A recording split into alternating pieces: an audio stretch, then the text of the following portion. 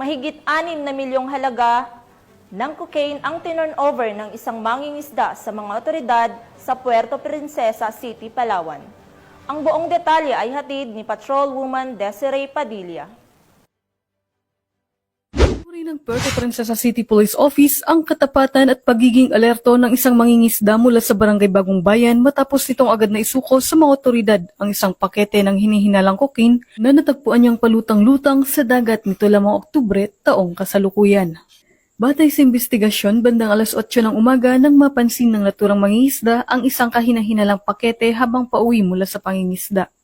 Agad niya itong pinaalam kay Barangay Captain Rolly E. Magbanwa na mabilis namang nakipag-ugnayan sa Police Station 3 upang may parating sa mga otoridad ang natuklasan. Agad na rumisponde sa ulat ang mga tauhan ng Police Station 3 sa pangunguna ni Police Captain Jescoro S. Archidera Jr. kasama ang mga kasapi ng City Mobile Force Company, Regional Intelligence Division at City Police Drug Enforcement Unit.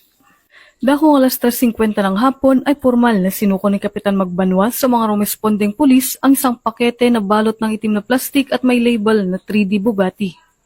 Tinatayang nasa 1.15 kilo ang bigat ng nasabing cocaine na nagkakahalaga ng humigit kumulang 6,095,000 pesos. Ayon kay Police Colonel Christian M. Tabdi, Acting City Director ng PPCPO, labis niyang pinapurihan ang pinakitang katapatan ng mga mangingisda at mabilis na aksyon ng mga opisyal ng barangay.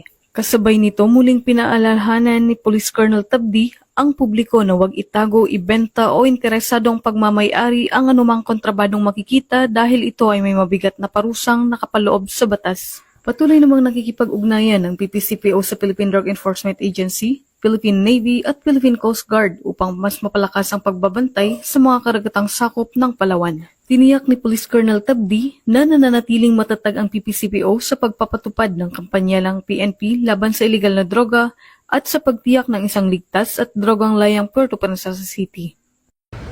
Mula dito sa Home of the Police Eco Warriors, Calapan City, Oriental, Mindoro, ako ang inyong PNN correspondent, Patrolwoman Desiree Padilla, alagad ng batas, tagataguyod ng balitang pulis.